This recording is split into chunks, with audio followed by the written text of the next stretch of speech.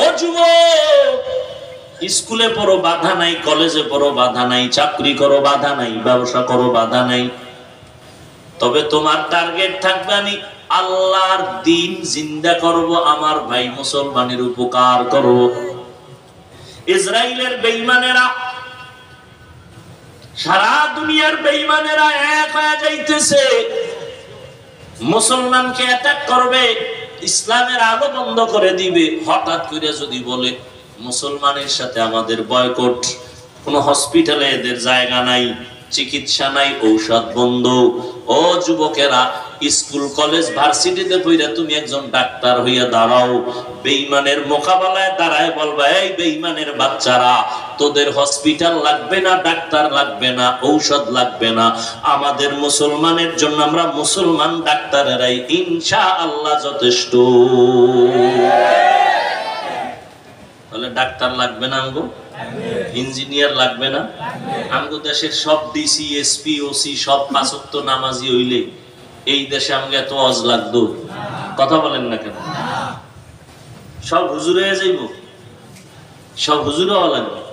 হ্যাঁ, সবার পাঁচকল্লি ভরা লাগবে, সবার তাবলিগ করা লাগবে।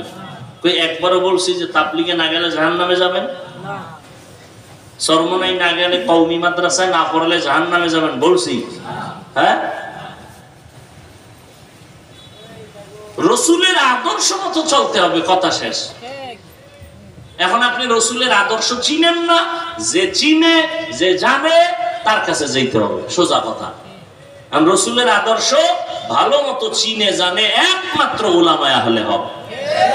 উলামায়ে আহলে হকদের কাছে যাবেন, আর নবীর তরিকা মতো দ্বীন ইসলাম অনুযায়ী চলবেন, নামাজ পড়বেন, নবীর তরিকা মেনে চলবেন, মা বাবার খেদমত করবেন, আল্লাহর মোহাব্বত নিয়ে নবীর তরিকায় চলবেন, আল্লাহর কাছে পিছনের গুনার জন্য তওবা করেন, আর নামাজ ছাড়বো না, বেপরদায় চলবো না, মা বাবাকে কষ্ট দিব না, নবীর তরিকা মানিয়া চলবো, উলামায়ে কেরামের পরামর্শ নিয়ে চলবো।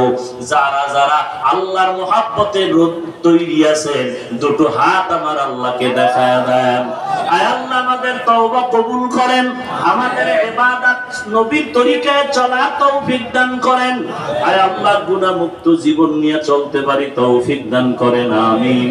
আলহামদুলিল্লাহি রাব্বিল আলামিন, ওয়াস সালাতু ওয়াস সালামু আলা সাইয়্যিদিল আমবিয়া ওয়াল মুরসালিন।